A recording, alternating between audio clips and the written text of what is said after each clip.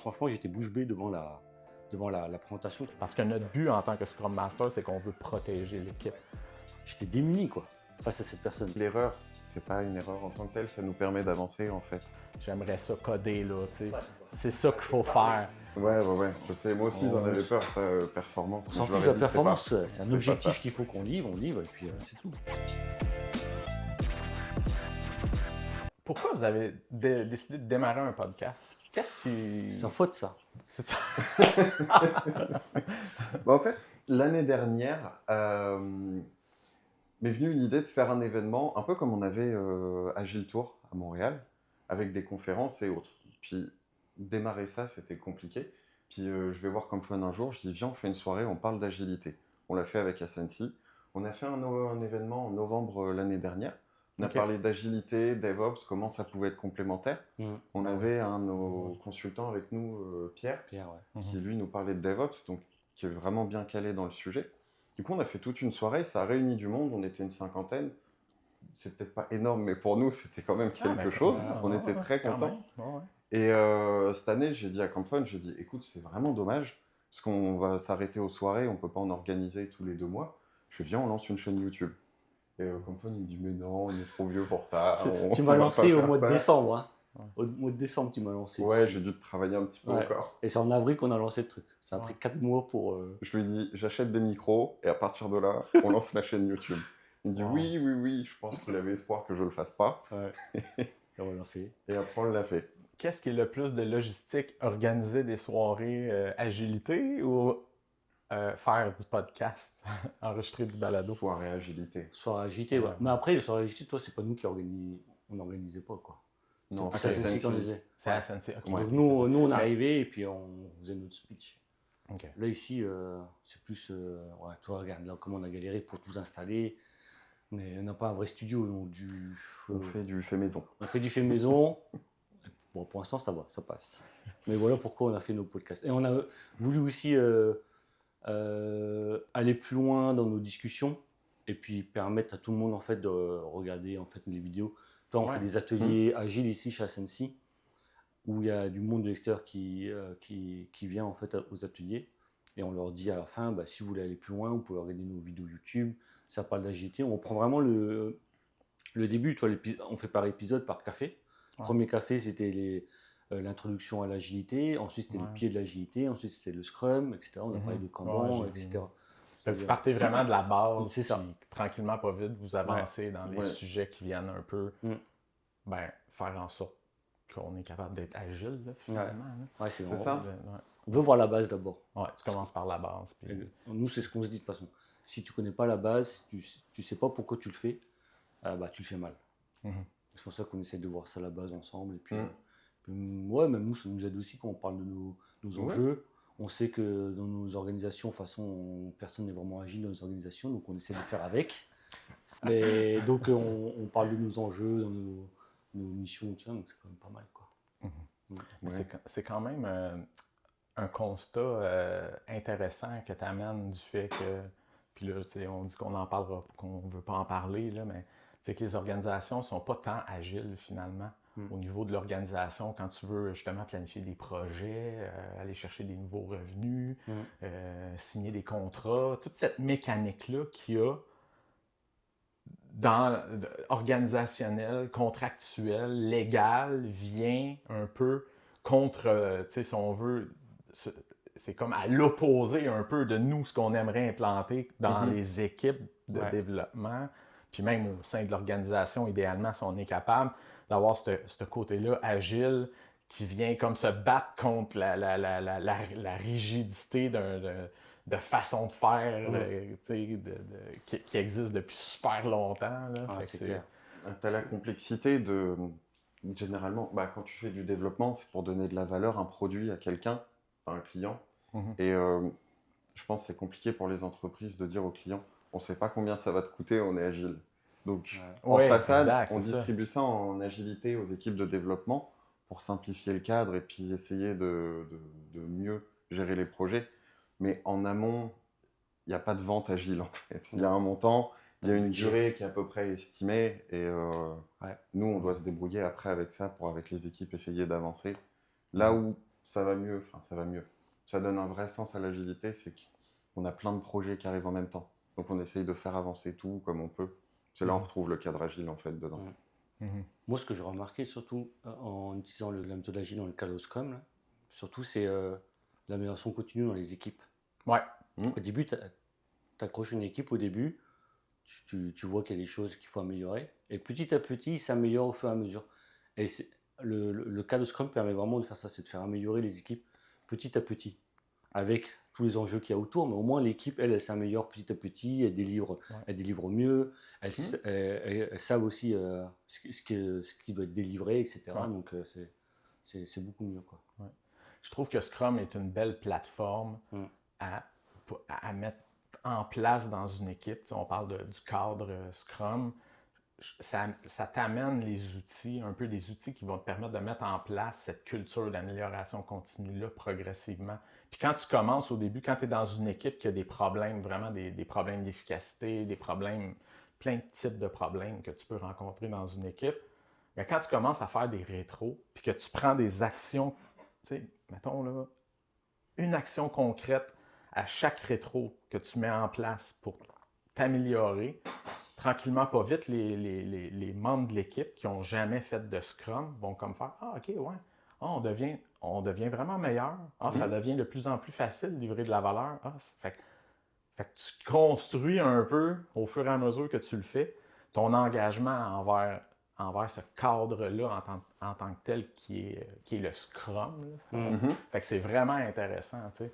Fait que si tu l'amènes dans une optique positive où on devient de plus en plus meilleur, qu'on est de plus en plus meilleur, puis que tu es capable de le démontrer, puis que le monde sont comme conscients de ça, c'est là que tu vas comme embarquer, puis engager les gens là-dedans. Plus longtemps dure ton équipe, mieux va être ton cadre Scrum en fait dedans. Je pense que oui. En fait, je pense que ça, c'est beaucoup relié à la maturité de l'équipe en tant que telle. Plus ton équipe est mature, plus que Scrum va bien fonctionner, je pense. C'est ça. Ouais, exactement. Fait que... comme tu le dis, tu as des actions, tu les revois au fur et à mesure, mais c'est une équipe qui a pris les actions. Si tu changes l'équipe tous les 4 matins, tes actions, elles n'ont plus de sens, tu dois c'est plus les mêmes actions de toute façon, c'est sûr. Mais Mathieu, il a commencé à nous interviewer, nous, alors que c'est nous qui C'est François, mon nom. Donc, le défi aujourd'hui, d'ici la fin de l'épisode, c'est de connaître mon nom. Mais je vais en fait, c'est quoi ton nom, Rémi? Hein? Rémi, c'est exactement ça. C'est bon. Allez, je vais pas présenter François, mais il va se présenter un petit peu. Déjà, on va dire pourquoi François est là.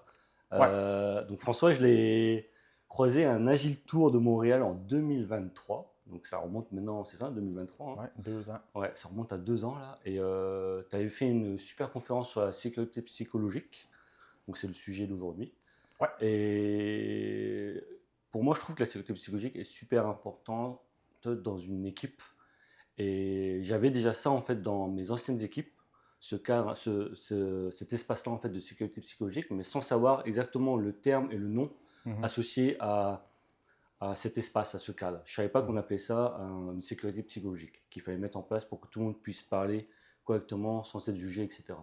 Et c'est ta conférence qui m'a ouvert les yeux et qui m'a dit « Ah, en fait, c'est ça qui fait que ça fonctionne bien dans une équipe et que dans les rétros, les gens parlent librement. » Et donc un jour, avec Benoît, on discutait, on marchait dans les rues de Montréal, on prenait l'air, et on parlait de rétrospective, certainement suite après l'intervention d'Anders, exact. Et Benoît m'a dit, moi dans une de mes équipes, en rétrospective, il n'y a personne qui parle. Et en fait, Benoît m'a dit qu'un des développeurs a dit, en fait, ça ne sert à rien qu'on parle, parce qu'il n'y a personne qui ose parler.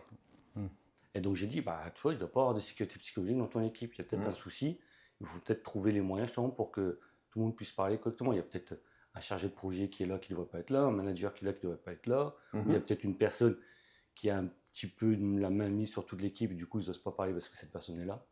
Et donc d'où l'idée est venue là, d'inviter François, qui sait parler très bien de la sécurité psychologique et qui... Pour te dire, à la conférence, franchement, j'étais bouche bée devant la présentation de ça. Franchement, c'était vraiment bien. Les points abordés, tout ça, ça m'a Ça m'a aidé. Ben, Et je te dis, ça m'a ouvert les yeux. Et puis maintenant, j'essaie de faire ça tout le temps, quoi. Ben, je suis vraiment très reconnaissant de la perception que tu as eue de cette conférence-là, parce que au début, j'étais pas certain du tout que le sujet était approprié. En fait, j'avais l'impression que j'avais avant de commencer à travailler sur cette conférence-là. Ben, là, je dois le dire, c'est pas que moi qui ai travaillé sur cette conférence-là. On a travaillé, moi et ma collègue Andréane, sur le sujet, donc pour monter la conférence. Donc, je ne prends pas tout le mérite. Elle a travaillé là-dessus, elle aussi. Donc, je veux quand même le préciser. Mais je pensais initialement que c'était un sujet qui était déjà trop abordé. Donc, j'ai beaucoup hésité avant de commencer, en fait, avant de soumettre la proposition à Gilles Tour. Puis finalement, ce que je constate, puis là, on est 2 ans plus tard, je pense que ce sujet-là devrait être discuté, va être discuté encore longtemps. Parce que je ne crois pas encore aujourd'hui que dans les organisations, dans les équipes, c'est la sécurité psychologique, c'est compris nécessairement, que c'est su, que c'est connu.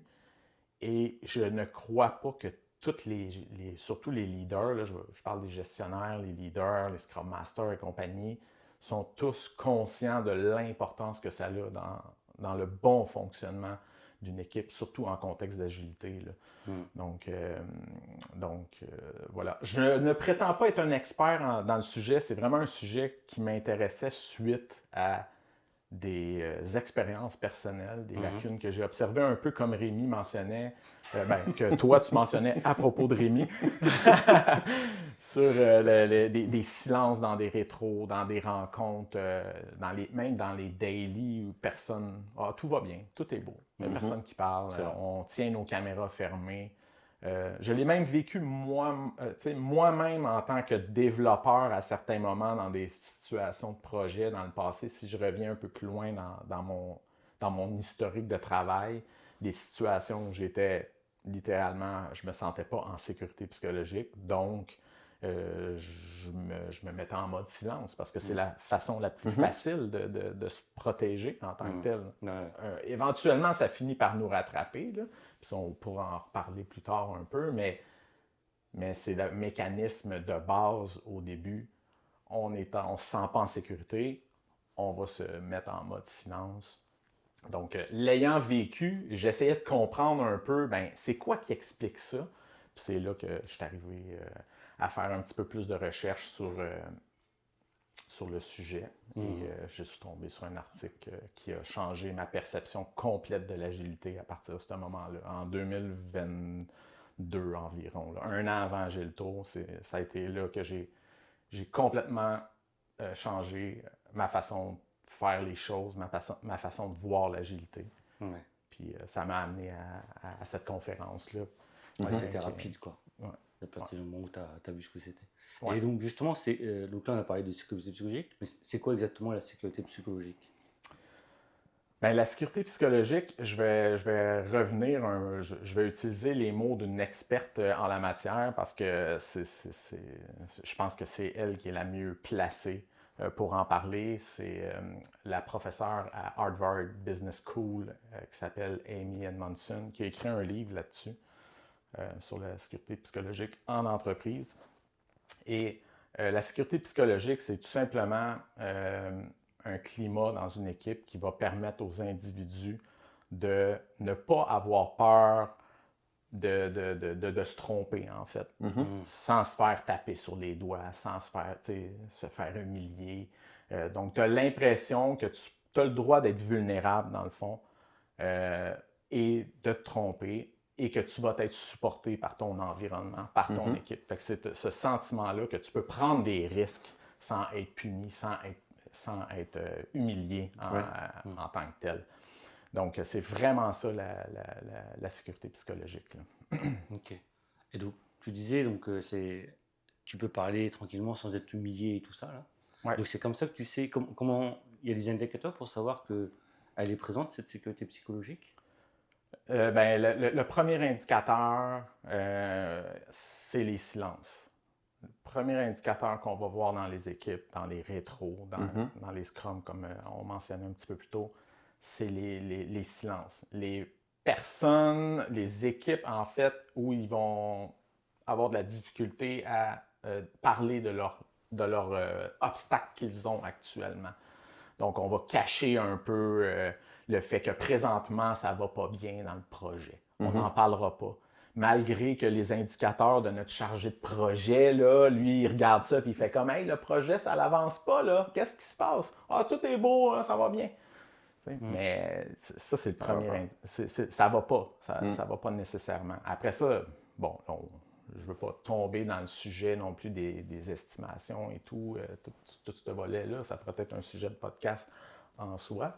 Mais les silences, le sentiment que tu peux pas prendre de risques, tu vas pas te mettre en mode non plus, tu vas pas proposer des nouvelles idées. Les personnes, ça c'est un autre signe qui est vraiment très très important là, quand il manque de sécurité psychologique. Tu vas être dans une rétro, puis les personnes, vont pas dire ce qui va pas. Tu sais, souvent tu vas faire des rétros avec qu'est-ce qui a bien été dans le dernier sprint. Ah là, des fois, il y a bien des affaires qui sont écrites.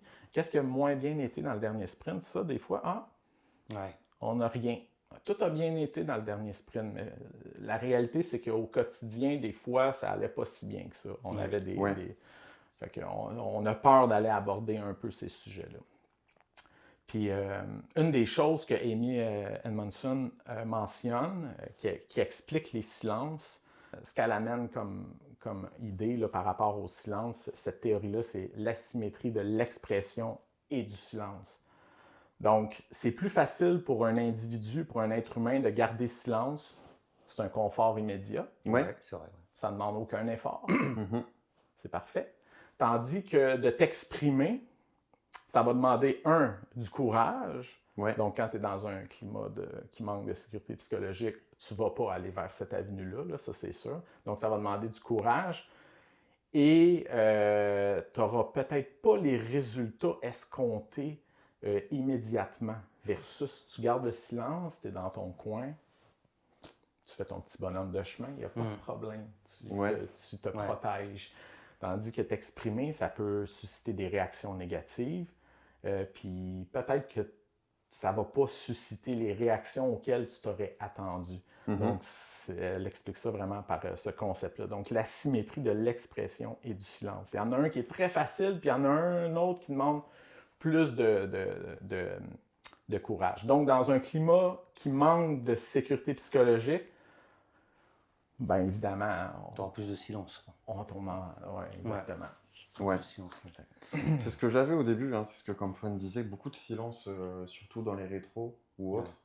En plus, on travaille beaucoup à distance sur Teams, donc on a cette barrière de... Je suis presque tout seul à mettre ma caméra à chaque fois. Donc on se retrouve dans des meetings où tu parles, puis dès que tu as une question derrière, on n'a que du silence. Et ce que j'avais au début, c'est que j'avais toujours la même personne qui me répondait. Il faisait un peu porte-parole du groupe, je sais pas. Mais en tout cas, c'était lui qui me donnait les réponses et ça drivait un peu toute l'équipe. Et je sais pas, j'ai pas vraiment d'éléments factuels qui m'ont permis ça. Mais maintenant, je sais pas, c'est peut-être la confiance qui s'est instaurée entre eux et moi avec le temps. Mais maintenant, je retrouve où ils arrivent à discuter, en fait. Ben, c'est un grand pas d'avoir réussi à passer de l'étape où c'est toujours une seule et unique personne qui intervient à plusieurs personnes. Déjà, tu as une progression positive dans cette direction-là. Tu peux commencer à...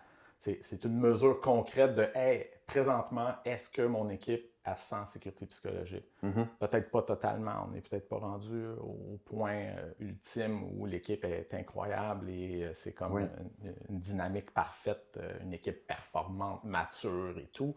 Mais déjà, ces petits pas-là montrent qu'on est sur la bonne voie.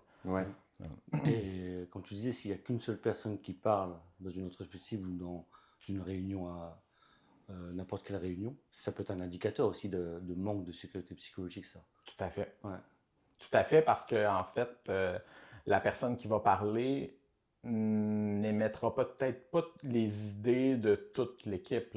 Ça ne veut pas dire que toute l'équipe est en accord avec cette personne-là. En fait, peut-être que le reste de l'équipe est totalement en désaccord avec cette personne-là, Mais étant donné que c'est cette personne-là qui prend la parole, ben c'est cette voie-là qu'on prend, alors que peut-être qu'on ne devrait pas aller vers cette approche-là. Puis là, tu ne fais qu'amplifier le problème de sécurité psychologique, Ouais. en fait, parce que là, les gens vont comme, ben, tu sais, moi, j'ai pas besoin, on se fout un peu de mon avis.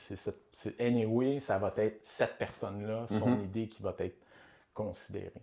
Donc, une des choses que j'ai commencé à faire, des fois, que j'aime faire, c'est dans certaines réunions, quand on est dans des situations d'instabilité dans une équipe, j'aime ça avoir un deuxième Scrum Master, des fois, qui vient juste là pour regarder ce qui se passe. OK. Ouais. Puis qu'on puisse, après la rencontre, discuter de hey, comment que ça s'est passé de ta perception à toi.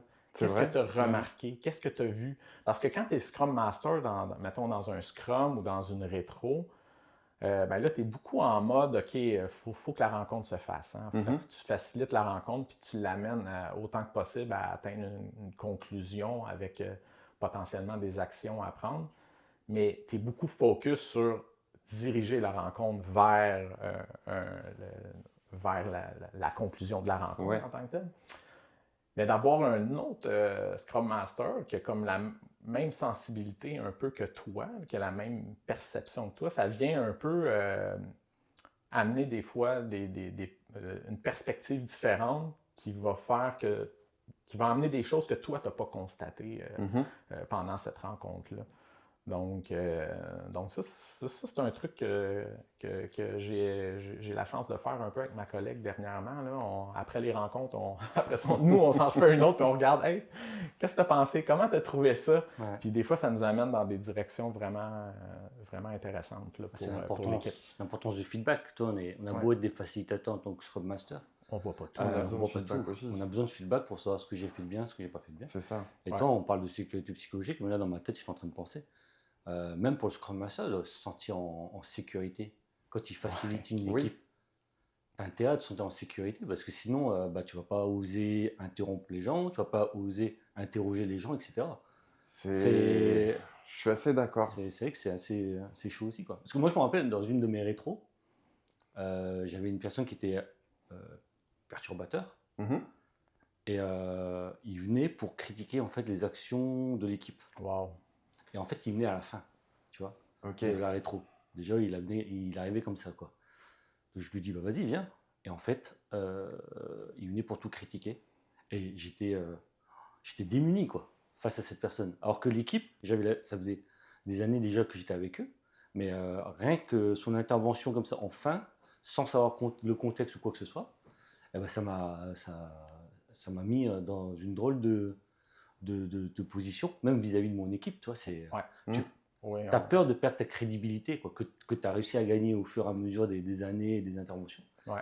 C'est dur, hein? Ça l'amène à un point, c'est super intéressant ce que tu amènes sur comment on pense que le rôle de Scrum Master, c'est un rôle qui est facile.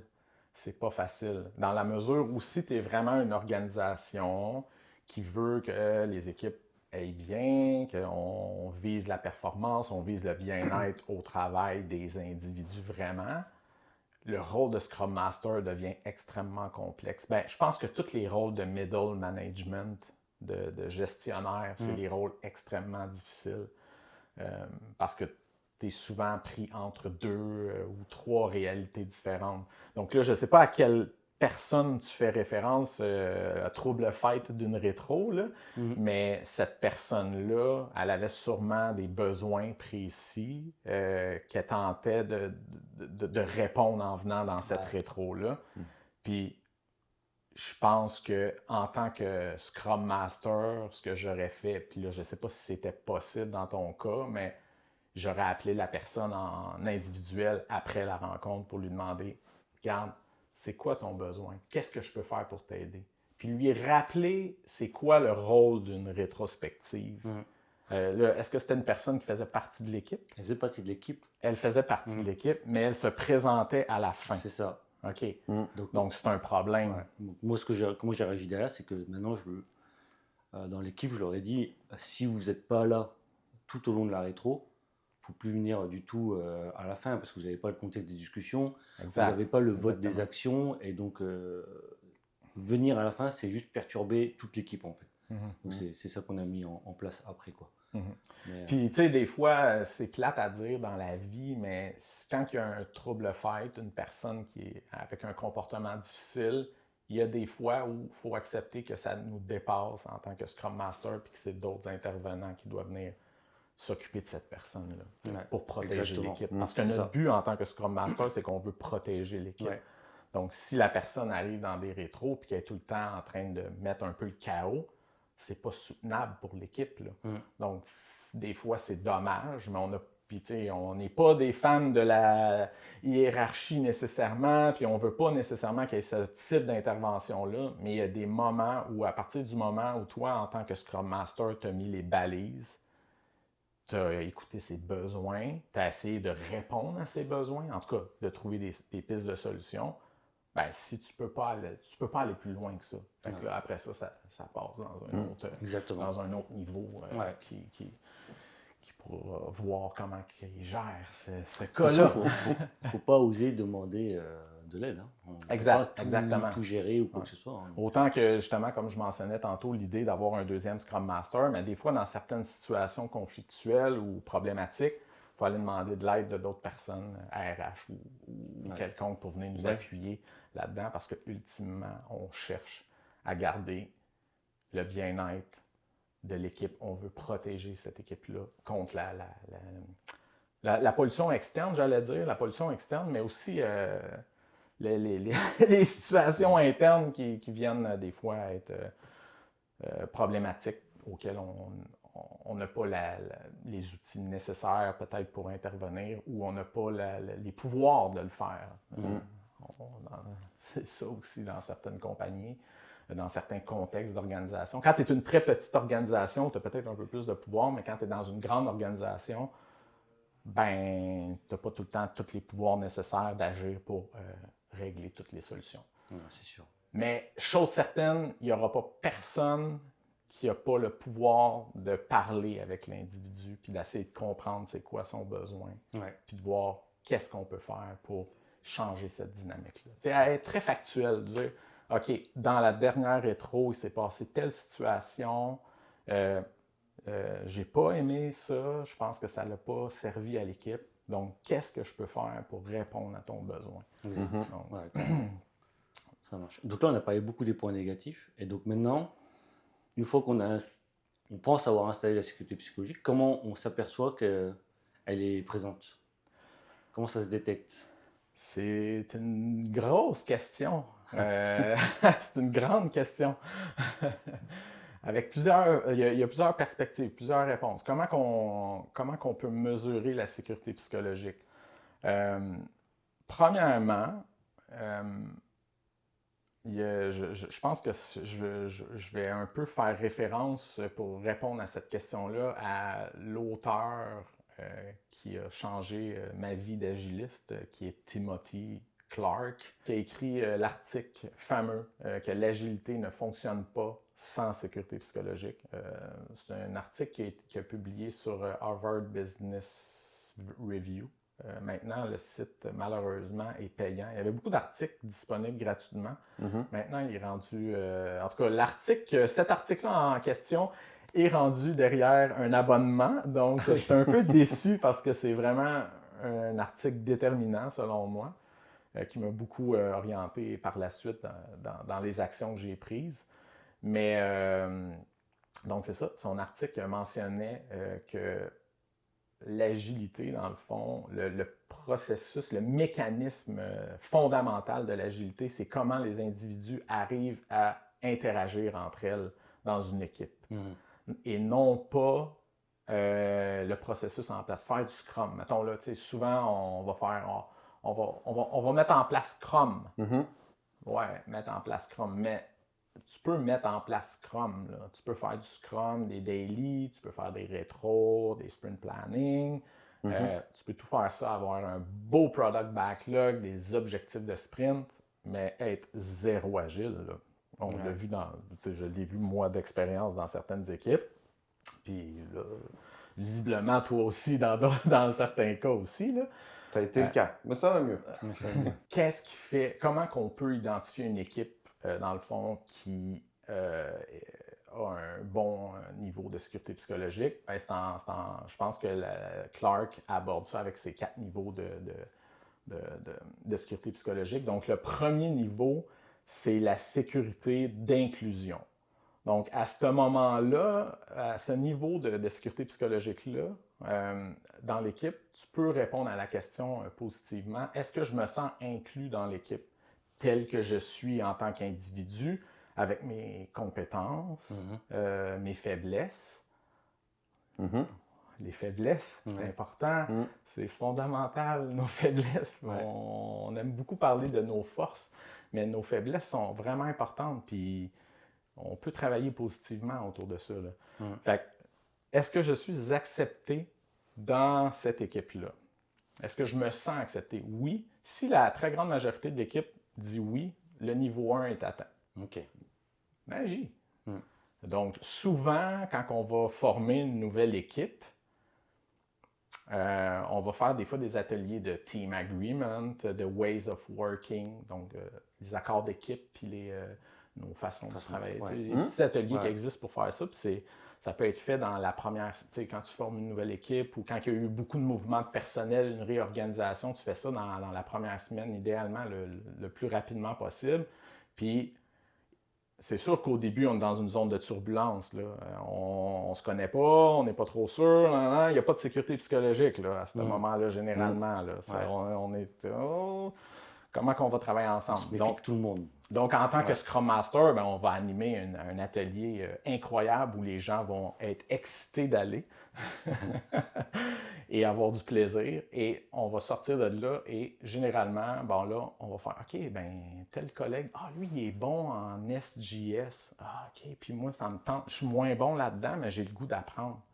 Cool. OK, fait que ça va peut-être être mon allié pour développer mes compétences, m'aider à développer mes compétences. » Exactement. Ça m'amène au deuxième niveau, qui est la sécurité d'apprendre.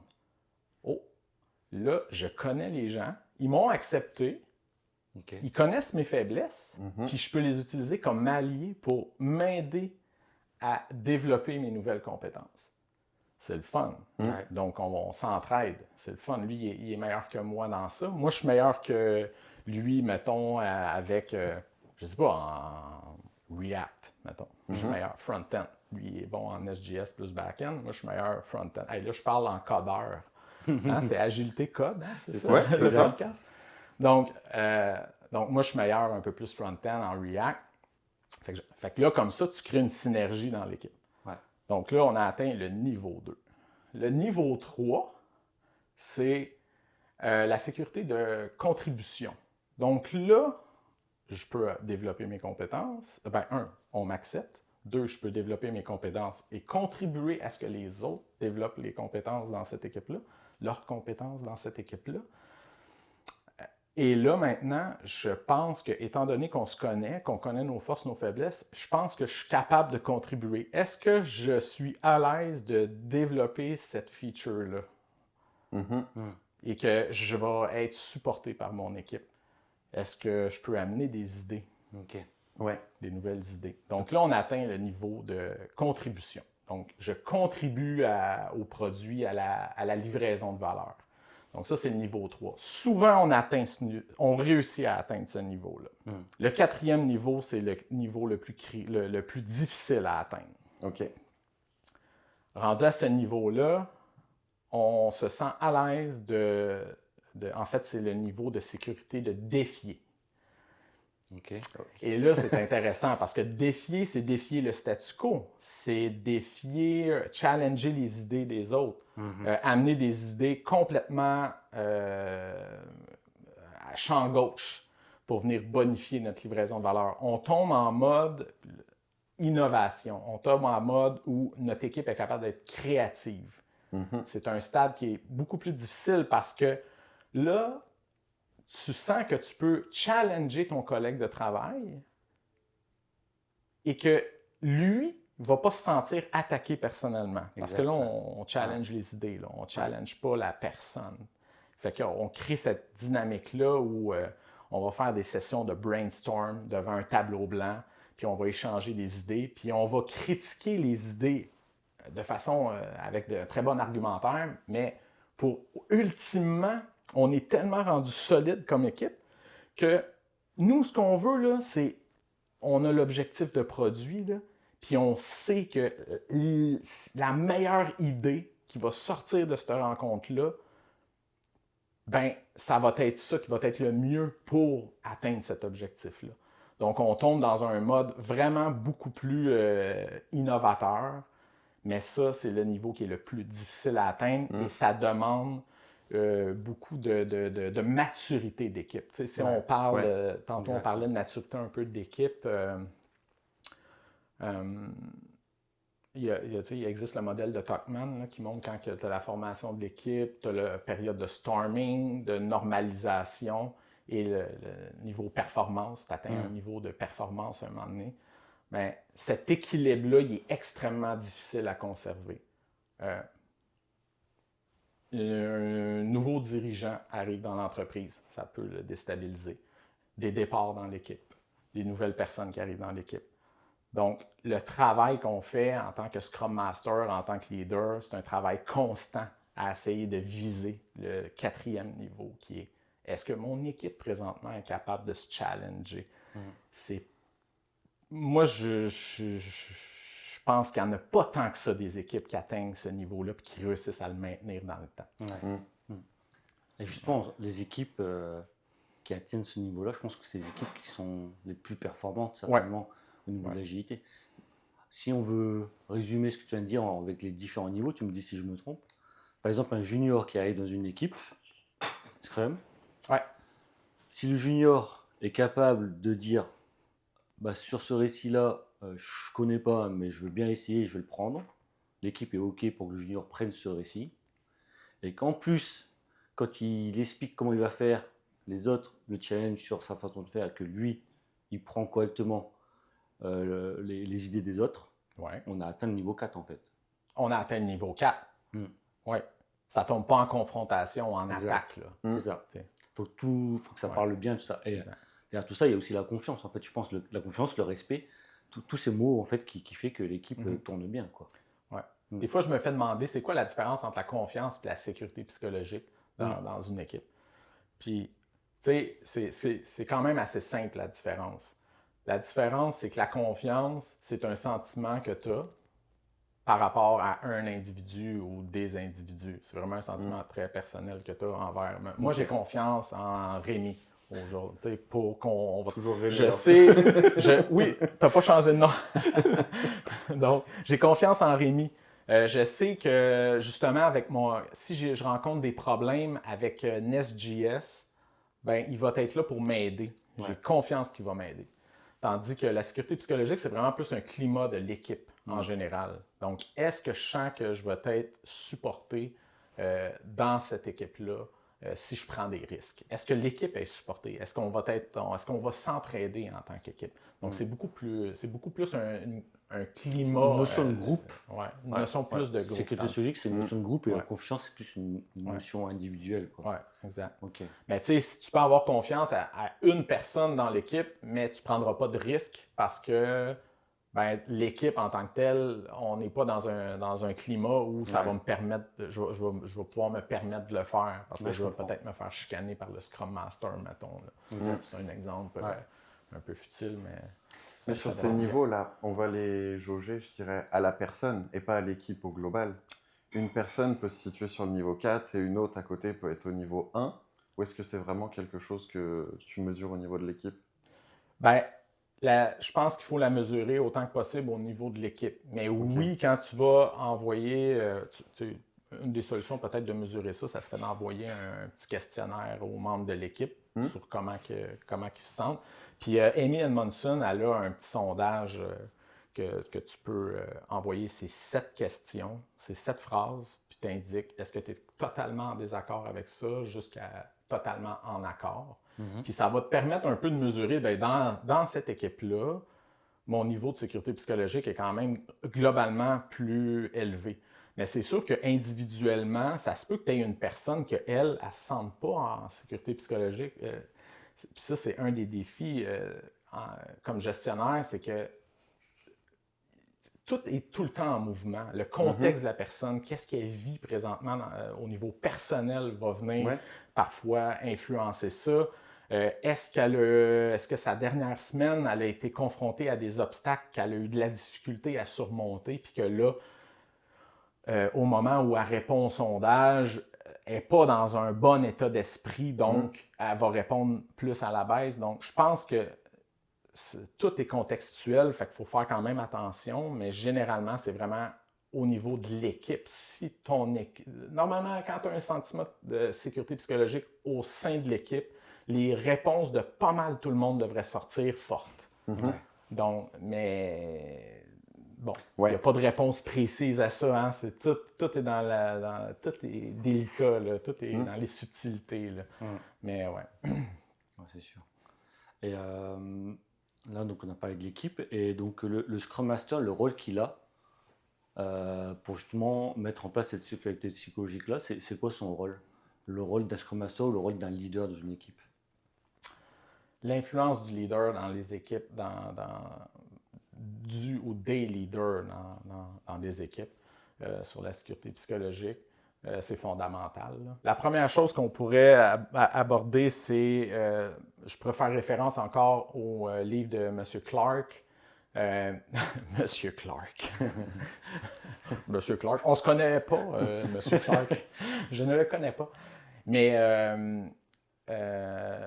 Clark propose 7 ou 8 traits de personnalité qu'un Scrum Master ou un leader devrait avoir dans une équipe. Donc, dans ça, là, je prends en énumérer quelques-uns qui sont vraiment importants. La première chose, la posture du leader, je pense, c'est j'en suis comme pas mal persuadé. C'est important. Premièrement, être observateur.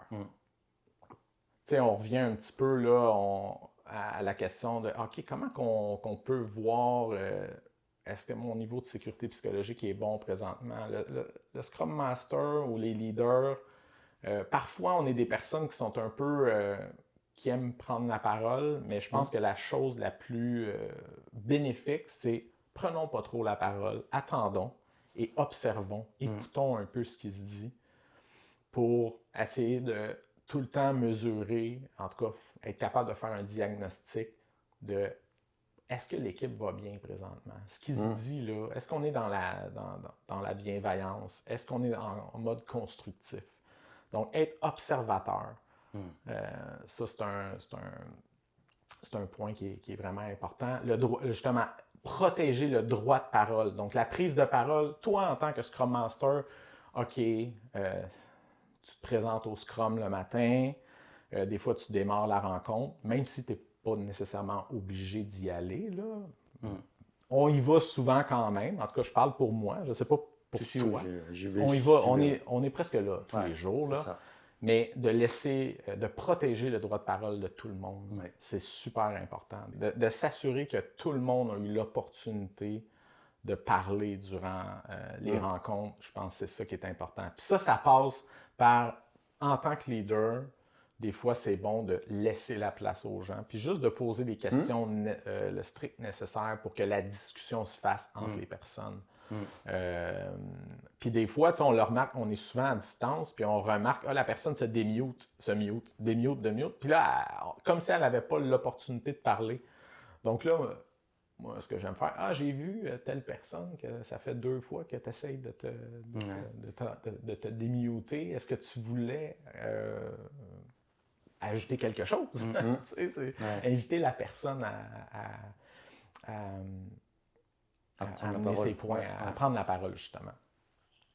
Dans les autres points qui sont super importants dans la posture du leader, c'est la vulnérabilité. En fait, c'est peut-être le plus important. Là, je ne suis pas nécessairement en ordre dans la liste qu'il émet, mais la vulnérabilité, se montrer vulnérable en tant que leader, montrer l'exemple. Exact. Un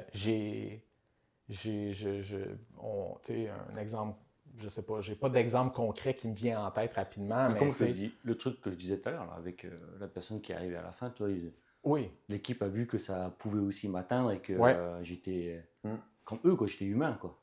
On est Donc, des humains, voilà, exact. c'est ça. Puis la réalité, c'est que oui, on va se tromper des fois. Oui, on va peut-être mal réagir des fois, même en tant que leader. Puis si dans une rencontre, tu émets un propos qui peut-être a brusqué quelqu'un, des fois tu vas le voir, tu vas le savoir, il n'y a rien qui empêche d'appeler la personne et de dire hey, je m'excuse, je pense que durant la rencontre, oui, je suis Scrum Master, j'essaie de faciliter ça et d'être le plus inclusif possible. Je pense que je t'ai brusqué un peu, puis c'était vraiment pas volontaire. Je m'en excuse. Je vais vraiment essayer que ça ne se reproduise plus. Puis tenir parole, là, montrer l'exemple. Vraiment. Donc, la vulnérabilité où on se trompe, c'est correct. Ou la vulnérabilité des autres personnes dans l'équipe.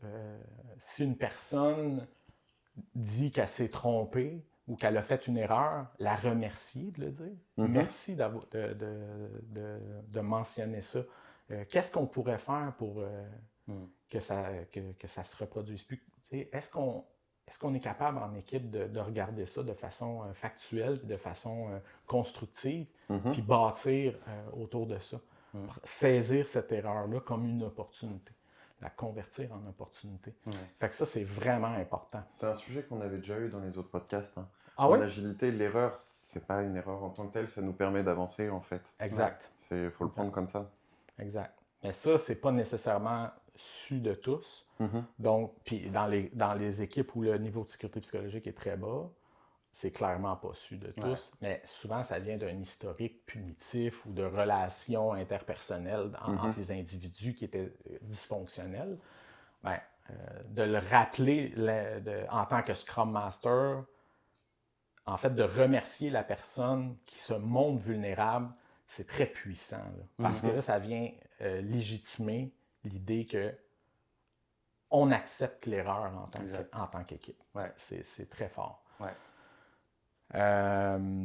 Sinon, dans les autres traits là, qu'on pourrait mentionner, il y a favoriser la co-création, en fait. Être plus en mode co-création. Donc, en tant que leader, parfois, on a des besoins et on est des anciens développeurs. On veut se mettre en mode solution rapidement. Là. Je le vis moi-même. Je suis comme, hey, des fois, là, j'aimerais ça coder. Faut qu'on fasse, quoi. C'est ça qu'il faut faire. Puis moi-même, là, j'ai tendance à le faire trop, malheureusement, mais laissons l'équipe faire. Puis mettons les individus ensemble, puis ils vont être parfaits. Là.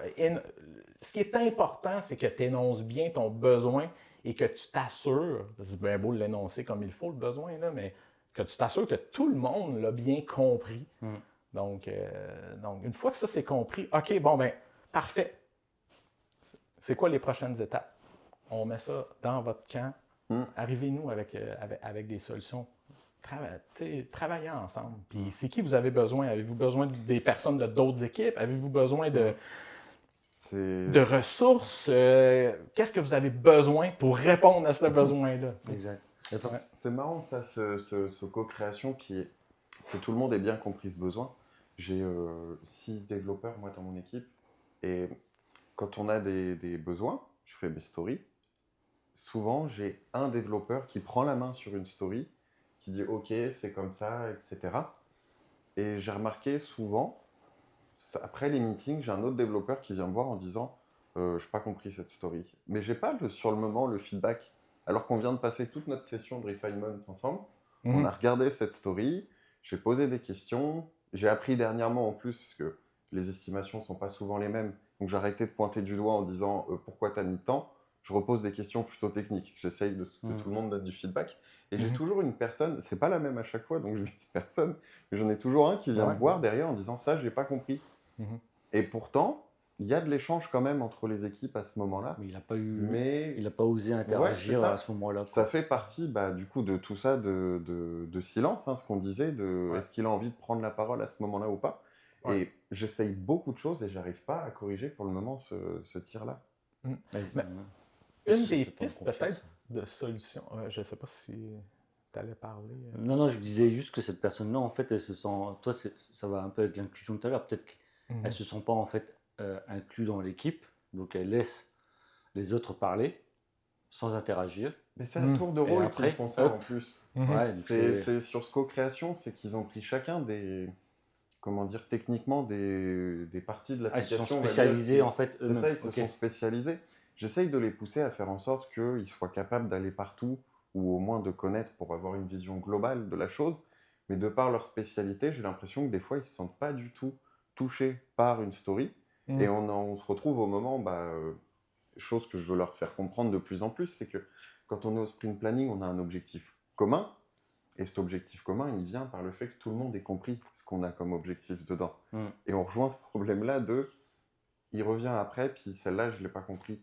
Et je trouve que ça va avec le côté co-création où je dis bah oui, t'as pas compris, je réexplique, mais de toute façon, c'est pas lui qui fait la story, donc je suis même pas sûr que derrière, il ait vraiment envie de comprendre. Je tombe un peu dans un schéma où ça devient difficile de mettre ça en place. Et là, moi, ce qui m'embête avec ça, c'est que c'est pas tout le temps les mêmes personnes. Tu sais, une des choses en tant que leader qui est important, c'est de connaître les gens, de connaître leur profil de personnalité. Tu sais, là, je veux pas tomber là, non plus dans les tests de psychométrique et tout, de personnalité, mais ça peut quand même donner d'avoir cette conscience-là qu'on est un peu différent, puis que dans des sessions de raffinement, des fois, tu as un profil qui a besoin de, OK, tu prends l'information, puis là, après ça, tu t'en vas de ton côté, puis ça continue à cogiter dans ton cerveau, dans ta tête. Puis là, tu finis par comprendre certaines choses, mais pas comprendre d'autres choses. Et là, tu reviens après ça à la charge. Je pense qu'il faut pas s'attendre à ce que nécessairement tout soit compris du premier coup. Mais que la personne soit à l'aise de venir te reposer la question par la suite, puis que tu prennes le temps de lui réexpliquer, je pense que c'est déjà un point positif. Ouais, c'est déjà un point positif. Parce que dans certains cas, la personne pourrait faire semblant de le comprendre. Et à la fin, quand elle arrive pour livrer, mais là, tu constates, ben là, ça ne répond même pas aux critères de l'acceptation. Oui. Alors moi, la personne a le courage de venir te voir pour dire... Ouais, c'est vrai. En discutant avec vous, je viens de me rendre compte qu'effectivement, elle vient m'en parler, donc c'est très bien. Elle vient t'en parler. Fait que ça, c'est quand même un point positif, je pense. Puis après ça, est-ce qu'on aurait eu besoin de faire un peu plus de raffinement? Là, je connais pas assez ton contexte pour pouvoir avoir une bonne perspective, mais... j'ai changé les raffinements maintenant. Je les fais sur plusieurs séances. Ouais. Je leur présente les stories une première fois, je les laisse y réfléchir, je reviens dessus une deuxième séance. Est-ce qu'on a eu le temps d'y répondre? Est-ce qu'on a des infos techniques en plus dessus? Ils ont eu le temps, comme tu dis, de cogiter dessus. Sinon, on revient dessus à nouveau à la séance d'après, mais... J'ai arrêté de vouloir forcer des estimations à la séance. Ça marchait pas et ça donnait pas de bonnes estimations en fait. Ça ne fonctionne pas parce que souvent la meilleure estimation que tu vas avoir, ça va être quand tu vas l'avoir quasiment fait. Tu vas avoir compris ce que tu as à faire. Oui. Puis tu es en train de le faire, puis tu réalises, OK, ouais, ça va me prendre, mettons, une journée et demie le faire. Bon, OK, ça prend une journée et demie, mais tu es en train de le faire. Avec l'estimation. Mais là, je comprends. Puis là, les estimations, je ne veux pas aller trop dans ce sujet-là parce qu'on pourrait vraiment. Je ne sais pas si vous avez déjà fait un épisode sur les estimations. Non, on devrait d'ailleurs. On avait fait beaucoup, mais pas ça. Mais ça, c'est un sujet en soi. C'est un sujet en soi vraiment, vraiment intéressant. Tout à fait. Confronté tous les jours. À chaque fois qu'on estime, même avec une équipe mature, chaque fois qu'on estime, il y a encore des personnes de l'équipe qui comprennent toujours pas comment on estime. C'est fou, hein? Ils remettent en cause tout le temps les estimations. Des fois, ça se passe super bien, mais des fois, quand il va y avoir trop de discussions, ils vont remettre en cause l'estimation. En fait, quoi. Alors que ça a toujours fonctionné, on a toujours réussi à remplir un sprint backlog, on a toujours réussi à répondre à l'objectif, et ça sert juste à ça, quoi. Ça sert, en fait, je pense qu'il y a la notion de points, de performance qui fait que tout se mélange en fait dans leur tête. Performance, faut pas le mettre dedans. Non, mais je pense qu'il y a de ça en fait qu'il faut qu'ils arrêtent de dire, quoi. Ouais. Je sais, moi aussi, ils en avaient peur, ça, performance. On s'en fiche de la performance, c'est un objectif qu'il faut qu'on livre, on livre, et puis c'est tout. Ouais. Quel est l'impact des estimations sur la sécurité psychologique d'une équipe? Ça, c'est la première question que je poserais. Puis, j'ai pas de réponse précise à ça, mais c'est une question ouverte. Puis, est-ce vraiment nécessaire? Une estimation? Ouais. Non, c'est sûr. C'est une bonne question. Hein. Ça.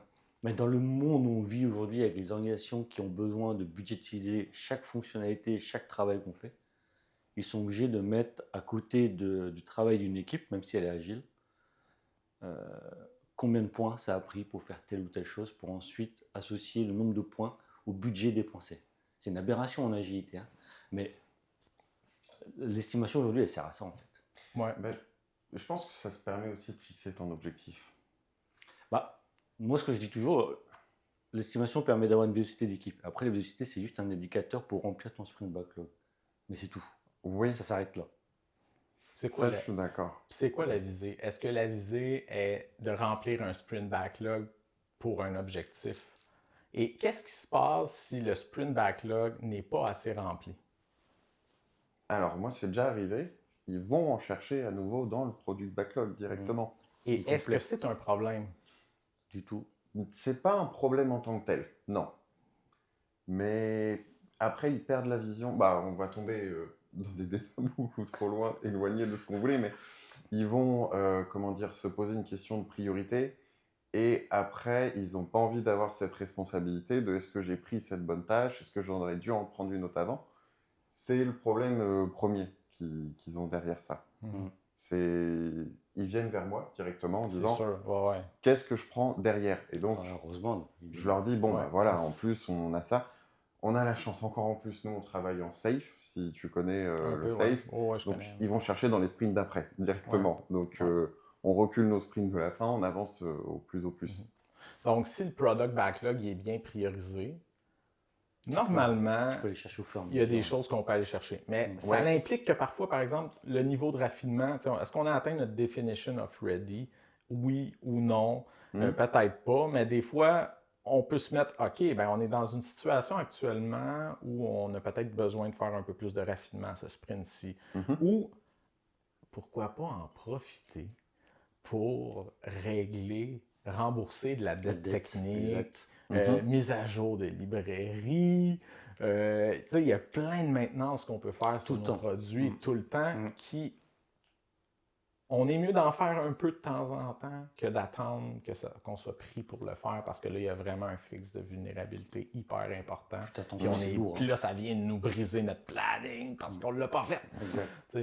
Fait que moi, c'est ça. C'est une question que je trouve vraiment intéressante. C'est quoi l'impact des estimations sur... Quel bénéfice ça apporte à l'équipe? C'est quoi l'impact de ça sur la sécurité psychologique? À partir du moment où on a une équipe qui est alignée sur les objectifs, sur la vision de où est-ce qu'on s'en va, les gens, généralement, vont soit choisir des tickets dans Jira, dans le product backlog, en lien avec ce qui s'en vient. Inévitablement, ils vont parler au PO, ce qui est la bonne chose à faire, parce que le PO, faut que tu saches un peu où c'est qu'on s'en va en tant que par rapport au produit. Fait que je pense que c'est important. Ou ils vont avoir le réflexe d'aller vers des choses d'intérêt personnel. OK. Est-ce qu'on les connaît, les intérêts personnels? Ce qu'ils aiment bien faire, quoi. Oui, qu'est-ce qu'ils aiment bien faire? Mais c'est important d'être conscient aussi de ça en tant que gestionnaire. Puis, si les individus n'ont jamais l'opportunité de faire des choses qu'ils aiment, on a un problème. On ne pourra pas garder cette personne-là au sein de cette équipe-là. Donc, c'est des questions hyper pertinentes. Non, carrément. Donc, c'est vrai qu'on est un peu... On a divergé. Mais c'est un bien, peu. c'est bien. Au moins, on a... Ouais. Peut-être que l'estimation, c'est un bon sujet de podcast pour le prochain épisode. J'en suis persuadé. Exactement. Sinon, pour terminer, parce que je vois qu'on a déjà tourné pas mal de temps. Oh my! Ça passe vite. On n'a même pas couvert la moitié des sujets. Ça passe super vite. Si on veut quand même clore le sujet, c'est... tu arrives dans une équipe, tu sais que la sécurité psychologique n'est pas présente. Toi, en tant que leader ou Scrum Master, qu'est-ce que tu peux faire, qu'est-ce que tu dois faire en premier pour la mettre en place? Je suis conscient que ça ne va pas se faire du jour au lendemain, mais c'est quoi la première action? La première action que tu fais? La première action, c'est que là, si je tombe dans une équipe où il y a un problème et qu'on mentionne en amont qu'il y a un problème de sécurité psychologique, ce qui serait déjà une victoire en soi parce que le problème aurait été identifié, ben, la première chose que je vais faire, c'est d'en parler avec l'équipe. Puis essayer de faire un état des lieux. Donc, essayer de voir, on se situe où par rapport aux 4 niveaux de Clark, par rapport j'enverrai un sondage, celui de Amy Edmondson, du questionnaire. J'essaierai de faire un diagnostic. Il y a aussi Spotify, le Health Check de Spotify, qui est quand même bon, qui peut donner des indicatifs intéressants sur qu'est-ce qui fonctionne moins dans l'équipe. Première affaire que je ferais. Donc d'en parler, faire un état des lieux, puis à partir de ce moment-là, de prendre des actions pour aller dans cette direction-là. Donc, comme on parlait tout à l'heure, les ways of working, team agreement, je commencerai. Moi, ce que j'aime faire dans mes sessions de rétrospective, c'est de faire un petit brise-glace pour détendre l'atmosphère. Donc, mettre une mosaïque avec des images.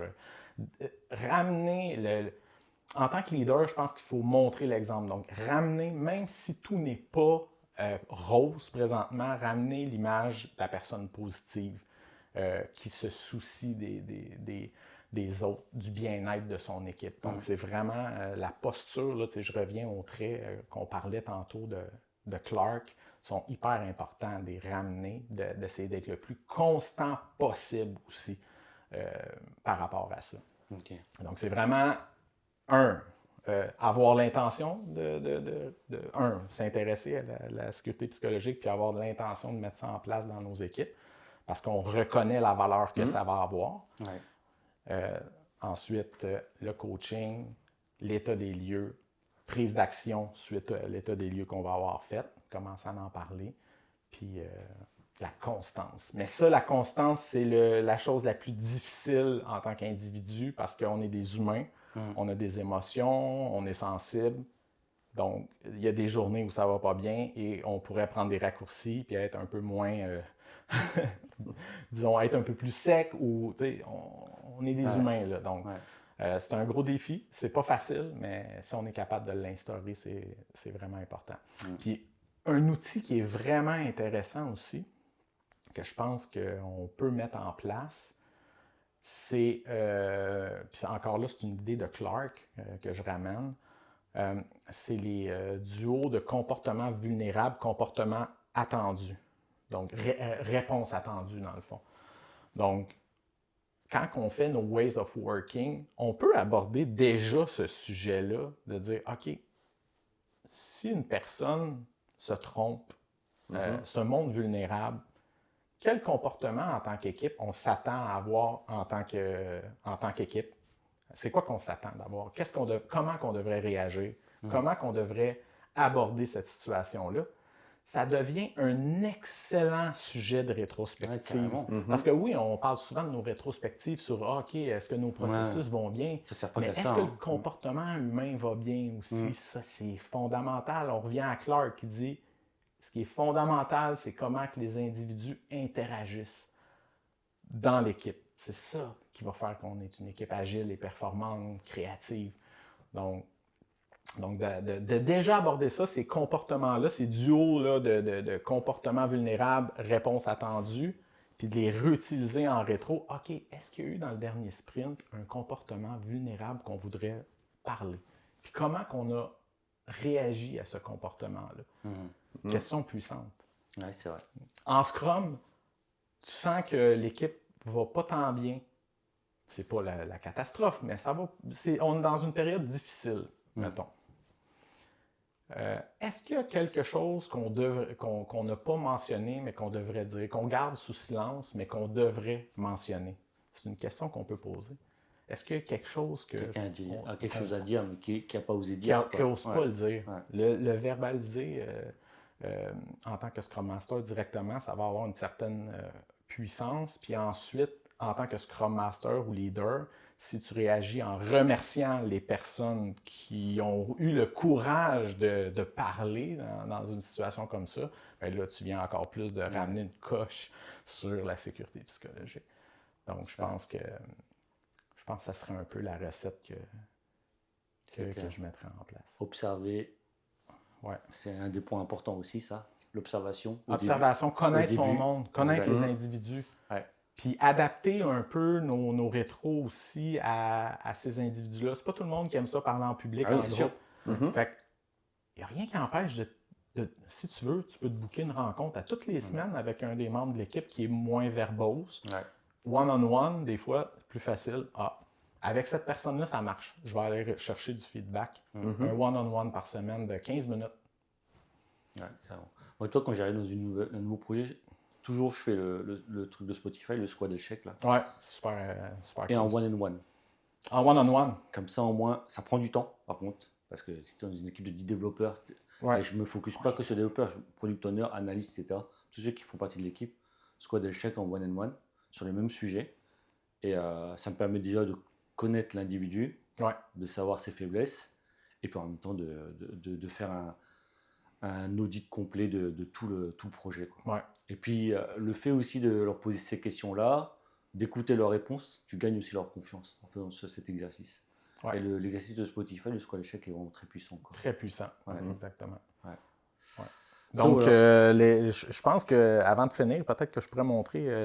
Ils Yes. sont remplis de post-it. Oui. Mais les 3 livres que je recommanderais aux auditeurs, pour moi, c'est super important. D'abord, le livre de Clark, donc 4 Stages of Psychological Safety. Donc, c'est un livre à lire pour bien comprendre un peu les niveaux qu'on mentionnait tantôt, puis justement la posture des leaders. Il aborde ça dans le livre de façon quand même assez efficace. Fait que c'est un bon bouquin. Sinon, une référence probablement sur le sujet que tout gestionnaire devrait avoir en sa possession, c'est L'entreprise sereine de Eamon Monson. C'est la version française. Moi, je l'ai lu, ça me tentait de le lire en français, celui-là, mais ça a été publié en anglais initialement. Et pour ceux qui sont des fans de Scrum, qui aiment les certifications Scrum, le bouquin qu'ils recommandent pour se préparer à la Professional Agile Leader, je pense, PAL 1.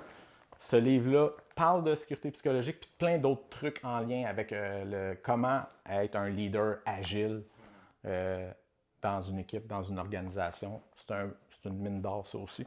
Donc, ça serait les trois livres que j'aurais à recommander. Avec ça, on fait un bon wrap-up. Je les mettrai en description dans la vidéo. Ouais. D'autres questions, Benoît? Non, c'est bon pour moi. C'est bon pour toi? Ouais. Très enrichissant comme discussion encore, je pense, avec Ouais. François. C'était top. Je suis vraiment reconnaissant d'être ici. Je pensais pas me faire contacter quasiment 2 ans après la conférence, donc je suis très content d'avoir eu l'opportunité d'en parler. C'est nous qui sommes reconnaissants. Tu viens en plus super de loin.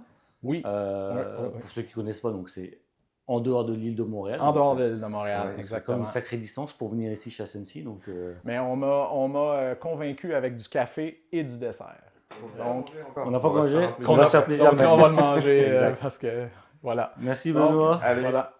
merci. C'est moi qui vous remercie. Merci François. Et à très bientôt pour un prochain épisode. Ouais. François comme Fun et Rémi.